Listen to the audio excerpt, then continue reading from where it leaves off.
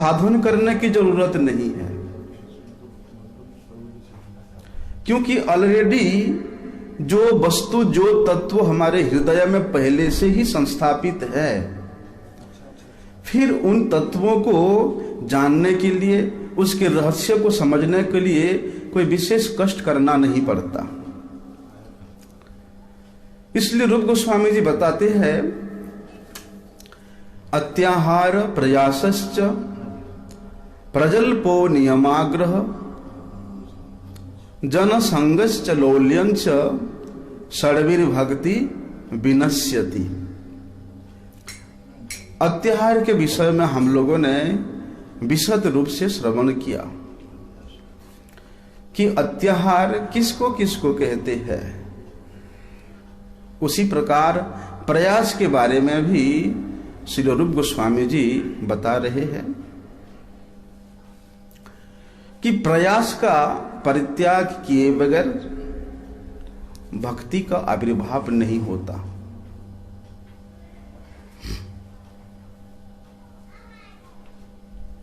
प्रयास शब्द का अर्थ क्या है? आयास अर्थात श्रम, अत्यधिक श्रम नहीं करना चाहिए।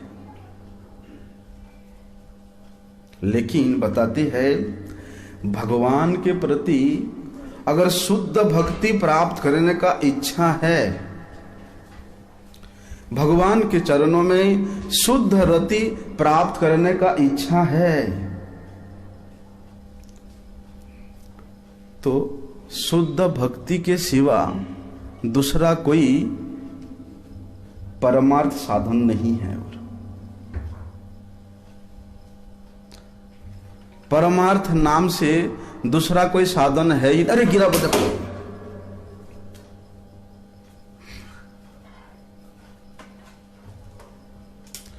आप लोग हिंदी समझते हैं? थोड़ा सा इधर आ जाओ, आप सामने बैठ जाओ वहां पर। हाँ,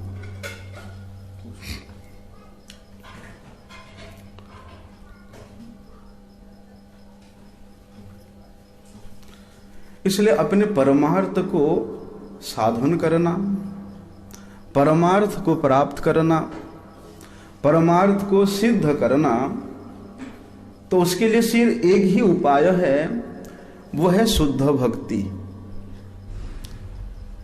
भगवान के चरणों में शुद्ध भक्ति ही एकमात्र उपाय है, जिस उपाय से जीव अपने सर्वाष्ट सिद्धि प्राप्त कर सकता है।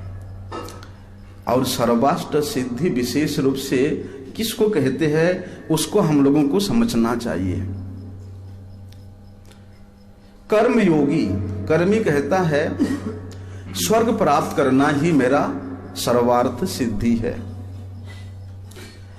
ज्ञान योगी, ज्ञानी कहता है कि मुक्ति प्राप्त करना, मोक्ष प्राप्त करना ही मेरा सर्वार्थ सिद्धि है। तपस्वी कहता है कि कैवल्य प्राप्त करना ही मेरा सर्वार्थ सिद्धि है। लेकिन बताते हैं कि जीव मात्र का परम धर्म है भक्ति, और शुद्ध भक्ति के माध्यम से परमार्थ को सिद्धि करना ही उसके सर्वार्थ सिद्धि है। परमार्थ मतलब भगवान, भगवान को प्रसन्न करना ही जीव मात्र का चरम और परम लक्ष्य है।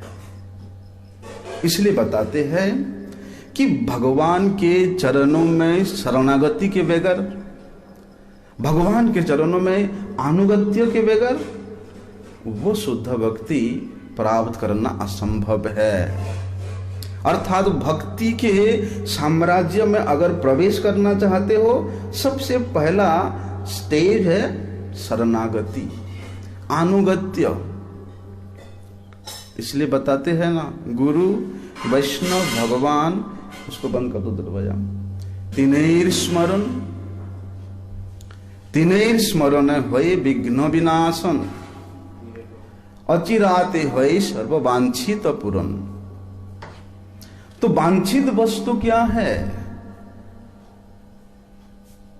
भगवत सेवा प्राप्त करना ही हमारा अनंत जन्मों के वांछित वस्तु है।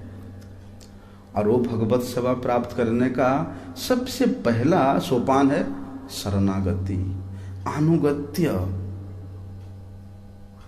तो ये शरणागति अनुगत्य ही, यहीं से ही भक्ति का लक्षण धीरे धीरे प्रादुर्भूत होती है। क्या है भक्ति का लक्षण? जिसके हृदय में भक्ति का लक्षण धीरे धीरे प्रादुर्भूत होता जाएगा तो बाह्यिक इंद्रियों के द्वारा प्रकाशित होता है, जिसको रूप गोस्वामी जी ने उपदेशामृत के पहले श्लोक में बताया है कि वाचो वेगम मनसः क्रुधो वेगम जीवा वेगम उदर उपस्थ वेगम। कि फिर संसार के किसी वस्तुओं के प्रति, भगवत कथा के व्यतीत, भगवत प्रसाद के व्यतीत, भगवत भक्तों के संग के व्यतीत, भगवत सेवा के व्यतीत, भगवत गुणानुवाद के व्यतीत, भगवत कथा अध्ययन के व्यतीत फिर दूसरा कोई प्रसंग में उसका रुचि नहीं होता, उसका मन नहीं लगता। अर्थात हमारे शरीर के इंद्रियां इस जागतिक वस्तुओं के प्रति आकर्षित नहीं होकर के धीरे धीरे धीरे धीरे तदीय वस्तुओं के प्रति आकर्षित होती है। इसलिए वहां बताते हैं कि ये दोनों शरणागति और अनुगत्य, ये दोनों ही जीव का स्वभाव सिद्ध धर्म है।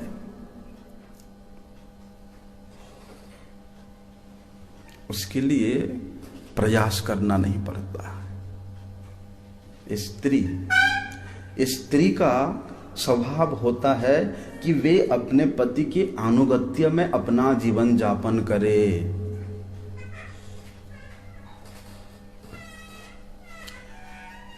एक नदी का स्वभाव होता है, वो उच्च स्थान से नीचे की ओर प्रवाहित होना उसके स्वभाव है, उसके स्वाभाविक वृत्ति है। अगर उस नदी के प्रवाहित रास्ते में कोई बाधा आ जाता है तो नदी को उस बाधा के लिए विशेष प्रयास करना नहीं पड़ता। धीरे धीरे धीरे धीरे वो अपना प्रयास अगर थोड़ा सा करता है तो वो अपना रास्ता बना लेता है। इसलिए ये शरणागति के लिए, ये अनुगत्य के लिए जीव को कोई विशेष प्रयास करना नहीं पड़ता है, क्योंकि ये उसका स्वाभाविक वृत्ति है, स्वाभाविक धर्म है।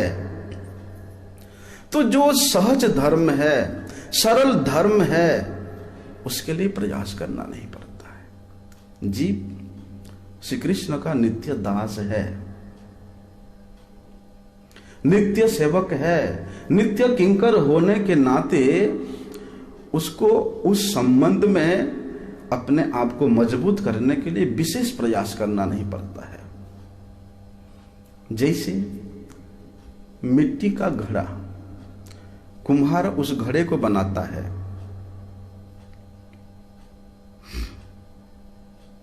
लेकिन वो मिट्टी से इसलिए वो अच्छा बनाता है क्योंकि मिट्टी के द्वारा ही घड़ा सहज और सरल रूप से बन सकता है, क्योंकि मिट्टी नरम है।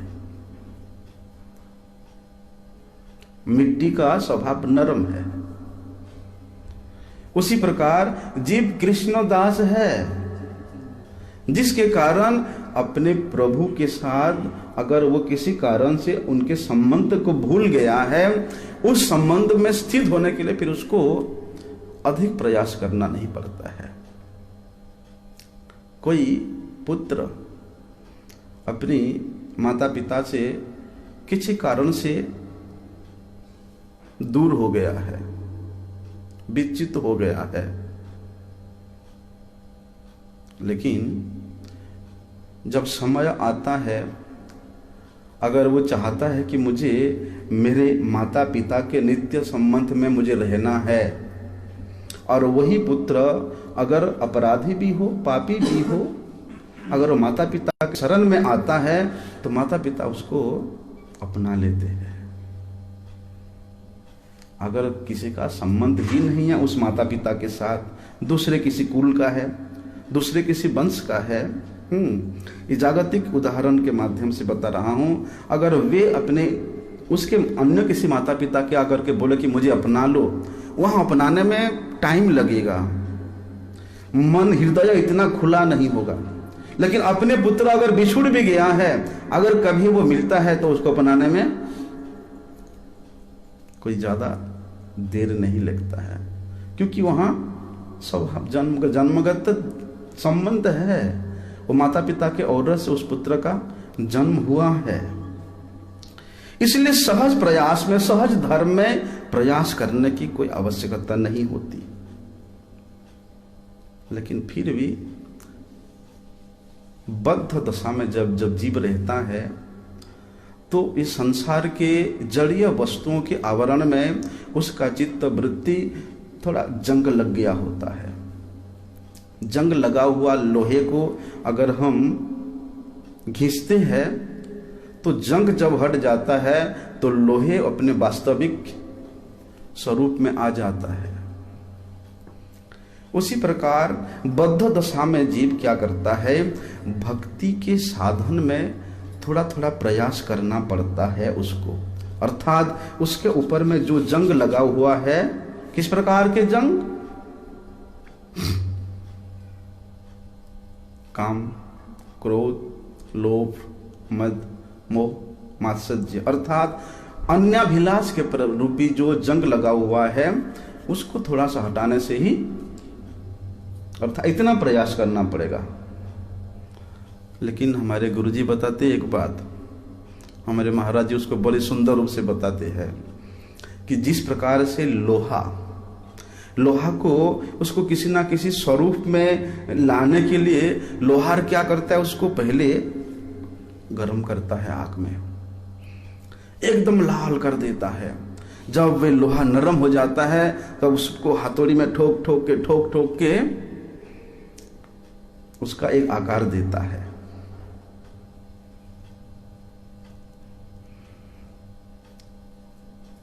लेकिन इतना प्रयास वहीं पर होता है जो अपने स्वभाव को ही भूल गया है। जैसे कर्मी हो या ज्ञानी हो, उसने अपनी वास्तविक पथ से हट के कर्म और ज्ञान को ही अपना श्रेष्ठ साधन के रूप में, स्वधर्म के रूप में मान लिया है। अगर उस मनुष्य को वास्तविक भक्ति वृत्ति के द्वारा भगवान के भक्ति में लगाना है तो वहां पर इतना परिश्रम करना पड़ेगा। लेकिन बद्धावस्था है, कोई बात नहीं। बद्ध अवस्था में जीव थोड़ा सा प्रयास करने से वो जंग को हटा सकता है, वो भगवत भक्ति में लग सकता है।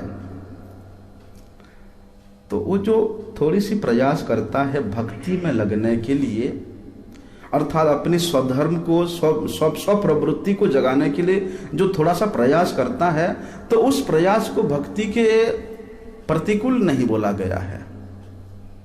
हम लोग श्रवण के अत्याहार प्रयास प्रतिकूल, इसलिए वहां कहते हैं प्रयास भी दो प्रकार का है, एक तो ज्ञान का प्रयास और एक कर्म का प्रयास। ज्ञान का प्रयास का फल क्या है?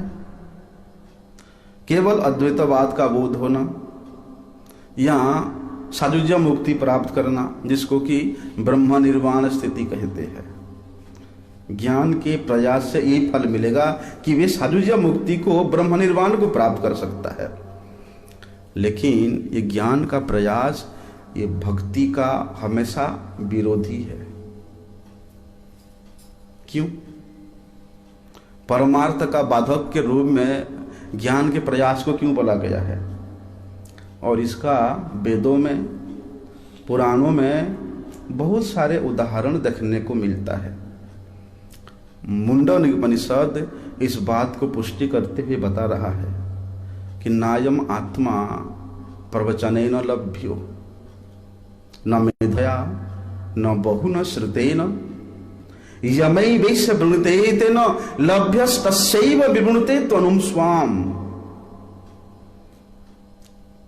आत्मा विवृणुते तनुम स्वाम।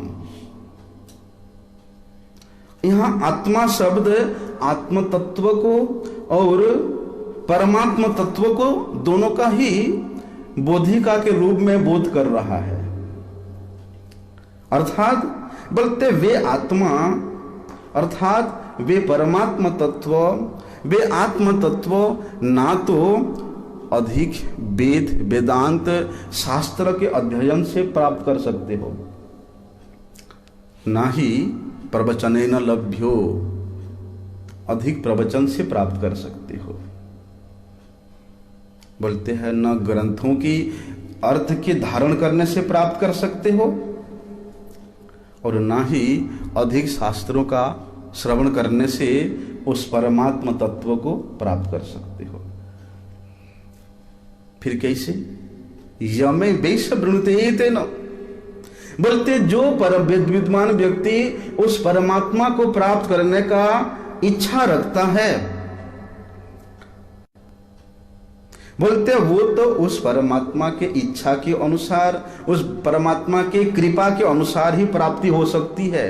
अपने प्रयास से भगवान कभी नहीं मिल सकते। केवल भगवत कृपा से, भगवत इच्छा से ही जीव भगवान को प्राप्त कर सकती है। कब?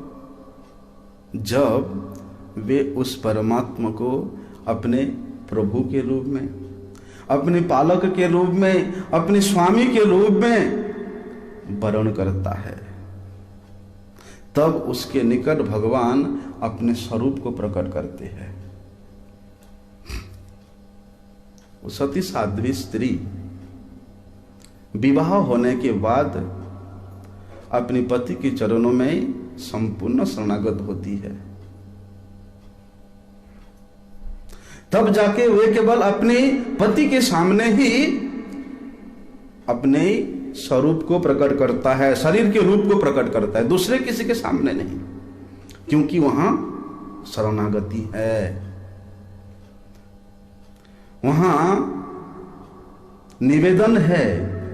शरीर निवेदन बोल सकते, आत्मा निवेदन तो केवल भगवान के पास ही होता है।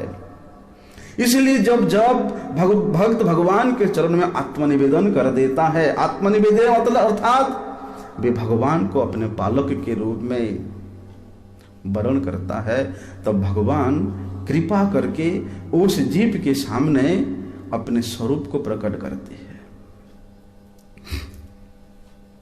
इसलिए भगवत स्वरूप वे नित्य सिद्ध है, वे अचिंत्य है।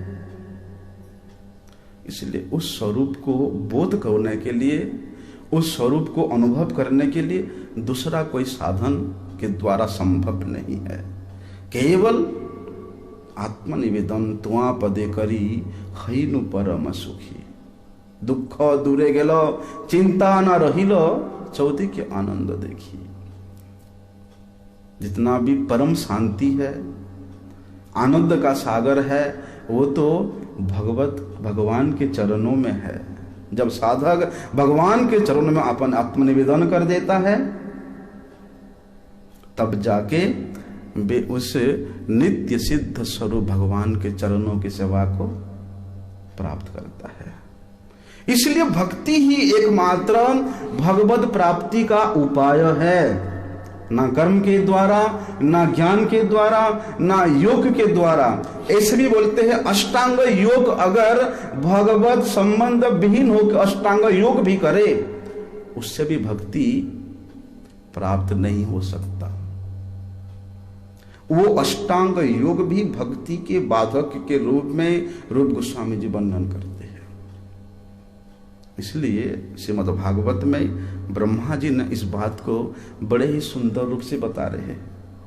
ज्ञाने प्रयासमुदपासनमन्त एव जीवन्ति सद्मुखरिताम भवदीय वार्ताम स्थाने स्थिता श्रुतिकथाम तनुवांग मनोभि हृदय प्राजसो अजितो जीतो अपेक्षे त्रिस्ते लोक्याम। भगवान अजीत है, उनको कोई भी जीत नहीं सकता। लेकिन भगवान एक जगह में बताते हैं, अहम भक्त पराधीनो, मेरा भक्त के अधीन रहता हूं, क्योंकि मैं मेरे भक्त के सामने कभी नहीं जीत सकता। और मेरे भक्त के हाथों में हारने में जो आनंद है वो कहां मिलेगा। इसलिए वहां बताते हैं कि जो लोग ज्ञान के प्रयास को छोड़ करके केवल मात्र मेरे चरणों में शरणागत होते हैं, अर्थात मेरे शुद्ध भक्तों के संग में रहते हुए उनके श्रीमुख से मेरे ही बीरजवती कथा का श्रवण करते हैं, मेरे ही लीलाओं कथाओं का श्रवण करते हैं। क्योंकि साधु संग में रहने का मतलब ही ये है कि वहां अनायास ही भगवत कथा श्रवण करने को मिल ही जाता है, प्रयास करने की जरूरत नहीं पड़ता। साधु संग में रहो, साधुओं के निकट रहो, क्योंकि साधुओं का वृत्ति ये है कि जीवंती सतमुखरिताम, सत वार्ता को लेकर के, सत प्रसंग को लेकर के वे संत जन अपना जीवन धारण करते हैं। भगवत कथा विहीन जीवन मृत प्राय है। इसलिए ऐसे संतों के संग में रह के जो मेरे लीला कथा का श्रवण करते हैं और तन मन और वचन से मेरे प्रति आत्मसात करते हैं, अर्थात मेरा सेवन करते हैं। तो बताते हैं वहां पर ब्रह्मा जी कि यहां तक कि वे अपने जीवन बना लेते हैं मेरे कथा को लेकर के, मेरे प्रसंग को लेकर के ही उनका जीवन चलता है। बोलते उनके बिना वे संत जन जी नहीं सकते हैं। बोलते ऐसा जो भक्त है, मैं अजित होने पर भी उन भक्तों के द्वारा हमेशा पराजित होता हूं। ऐसे संत जन मुझे अनायास जीत लेते हैं, क्योंकि भगवान प्रेम के अधीन है, वे प्रेम के परवश है। प्रेम के सामने भगवान अपना शक्ति सामर्थ्य सब खो देते हैं, और वो प्रेम भक्त के पास होता है। लेकिन इसे आगे ब्रह्मा जी बताते हैं कि उनके लीला कथा का श्रवण करना है। लेकिन जो मूर्ख नहीं छोड़ता किसको, ज्ञान के प्रयास को, उसके लिए ब्रह्मा जी बता रहे हैं कि श्रेयः श्रुतिम भक्ति मुदस्यते विभो क्लिश्यन्ति जे केवलोदय तेषामसो क्लेशल एव शिष्यते नान्यत् यथा स्थूल तुषावघातिनाम।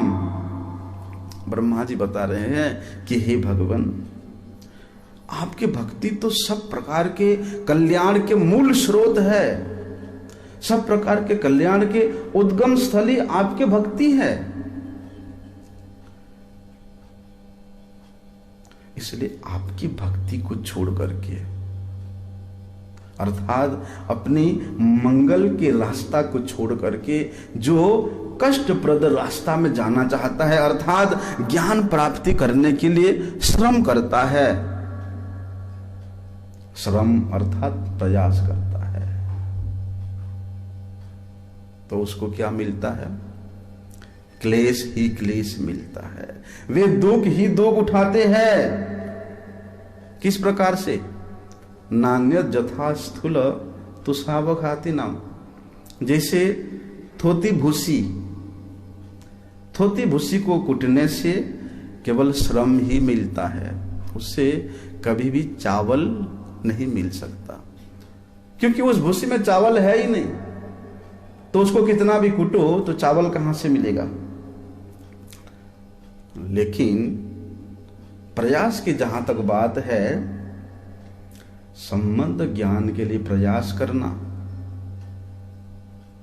ये भक्ति का बाधक नहीं है, वरन ये भक्ति का द्योतक है। जब तक संबंध ज्ञान में स्थित नहीं रहोगे तब तक भक्ति कैसे करोगे, कैसे सेवा करोगे, कैसे पूजन करोगे, जब संबंध ज्ञान ही नहीं है, संबंध ही नहीं है। जब उसका संबंध है अपने पति के साथ तभी तो वो पति का सेवा करता है, संबंध है अपने पुत्रों के साथ तभी तो पुत्रों का सेवन करता है। पड़ोसी का कोई आ जाए उसको कहां तक सेवा करेगा, कहां तक खिलाएगा उसको।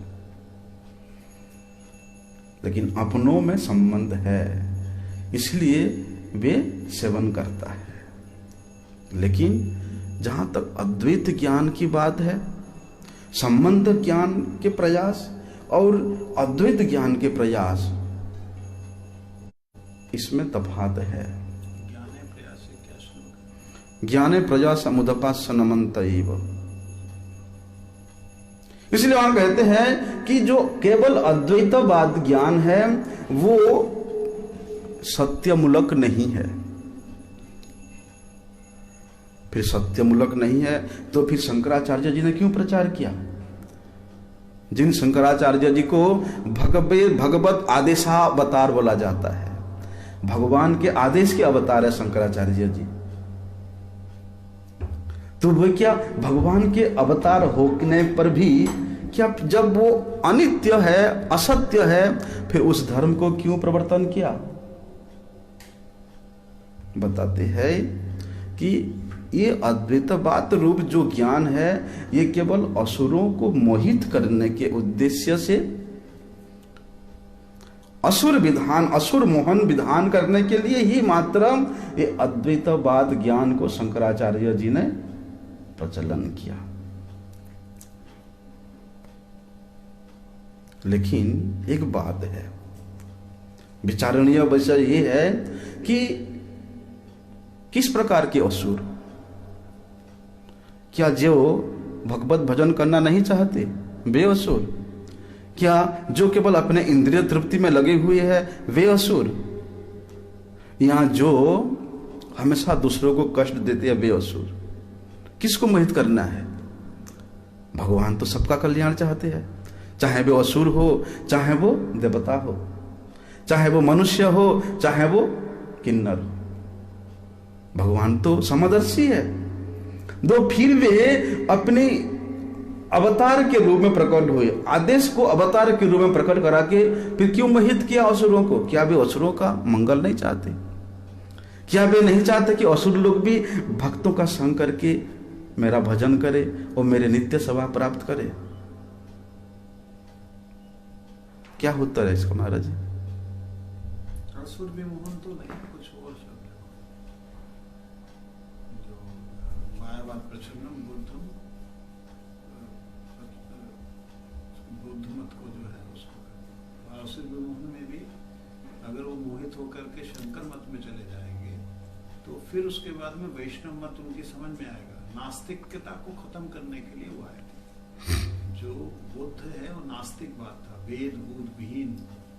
तो जो वेद विहीन है तो वेद कर्म विहीन हो जाएंगे, तो उनको मोहित करने के लिए वे तुम ही वेद हो, तुम ही ब्रह्म हो, तुम ही सब कुछ हो। जब उस तरफ वो चलेंगे तो वो धीरे धीरे सत्संग में बैठेंगे। वो एक क्रम बिंदु है, जैसे एक बच्चे को सिखाने के लिए क्रम सिस्टम है। तो इसलिए भगवान ने उनको मोहित, मतलब वो विमुख हो गए हैं, उनको मोहित किया वेदों की तरफ। और वेद परिचर्या में आने के बाद में फिर वो आगे का वैष्णव सिद्धांत इत्यादि के बीच में। इसलिए शंकराचार्य जी ये केवल अद्वैतवाद का प्रचार इसीलिए किया कि इन लोगों को भगवान के भक्ति में लगाने के लिए किया।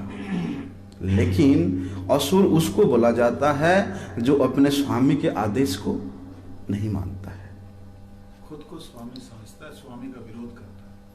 क्योंकि शंकराचार्य जी ने उनका ये उपदेश था कि भज गोविंदम भज गोविंदम भज गोविंदम मूढ़मते। कि भैया कुछ भी करो, भगवान गोविंद का भजन करो।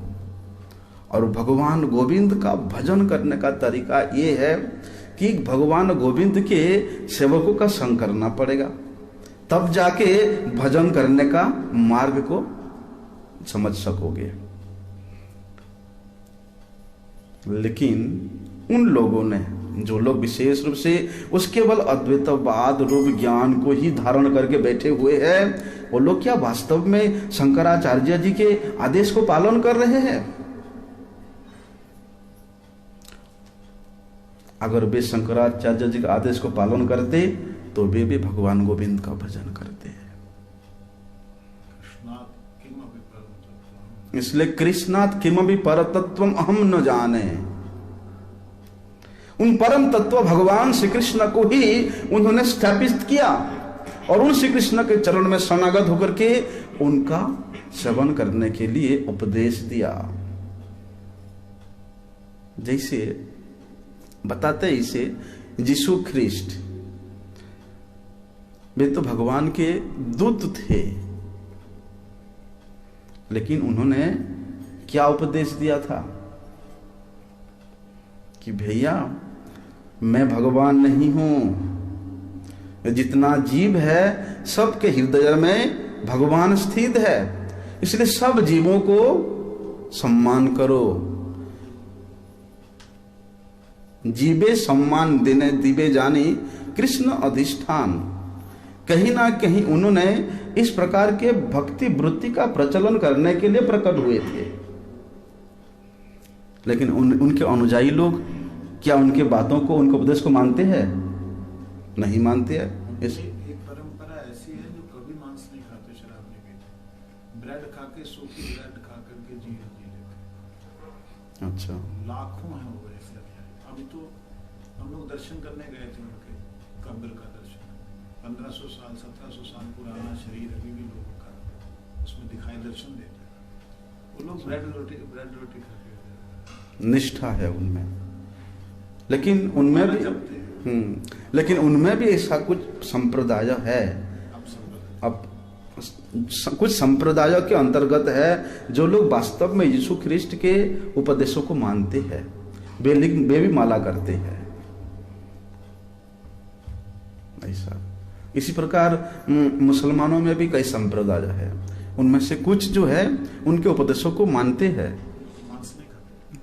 वो लोग कभी भी मांसाहार नहीं करते हैं और बताते हैं कि वे भी जो मोहम्मद थे, वे भी भगवान का एक मैसेंजर थे, दूत थे, लेकिन वो जो मैसेज देने के लिए आए हैं, जो उपदेश दिए हैं, उसको वो लोग नहीं मानते हैं।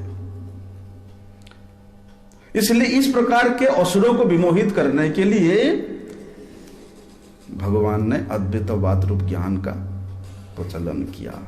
लेकिन शास्त्रों में संबंध ज्ञान का तो भूरी भूरी प्रशंसा किया है, और ये संबंध ज्ञान वो अद्वैत ज्ञान से संपूर्ण भिन्न है। जहां पर संबंध ज्ञान अत्यधिक पवित्र है, सहज है, सरल है, अपने पिता को पिता बुलाने में, अपनी माता को माता बुलाने में क्या कष्ट लगता है? नहीं लगता है ना। तो यही तो संबंध ज्ञान है कि हे भगवान, मैं आपका दास हूं, मैं आपका सेवक हूं, आप मेरे परम पिता है। यही संबंध ज्ञान है। लेकिन इतना अभिमान जीव में है कि मैं भगवान को क्यों अपने पिता बोलूं, क्यों अपने माता बोलूं? अभिमान है। वो कौन होता है? यही तो जीव की मूढ़ता है, यही संबंध ज्ञानहीन है। इसलिए ये संबंध ज्ञान जितना पवित्र है उतना सहज भी है और सरल भी है। इसलिए उसके लिए उस संबंध ज्ञान को अपने हृदय में जागरण करने के लिए कोई विशेष प्रयास करने की आवश्यकता नहीं होती है। चतुश्लोकी भागवत में भगवान ने ब्रह्मा जी को जो ज्ञान के आदेश दिया कि ज्ञानम ते सविज्ञानम, ज्ञान मतलब संबंध ज्ञान, सविज्ञानम मतलब अचिंत्य भेदाभेद ज्ञान।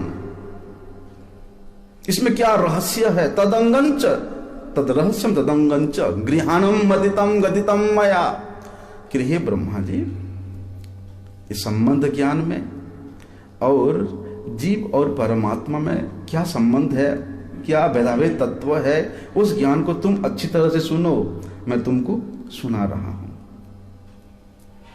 इसलिए ये जो ज्ञान है अर्थात संबंध ज्ञान है, ये जीवों के हृदय में पहले से ही निहित है। भाई जब कारण नहीं होगा तो फिर जब कारण नहीं होगा तो फिर कोई कार्य कैसे होगा? माता पिता जब विवाह करेंगे तभी तो एक संतान की उत्पत्ति होगा। तो जीव जहां से उत्पत्ति हुआ है क्या वो कारण विहीन है? उसका भी उत्पत्ति स्थल है, उत्पत्ति होने का कारण है। महाराज जी एक बहुत सुंदर उदाहरण देते हैं, जैसे सूर्य और सूर्य रश्मि, सूर्य किरण। जब सूर्य है तभी तो सूर्य किरण है। जब सूर्य उदय होता है तभी तो सारी किरणें अपने आप उद्भासित होती है।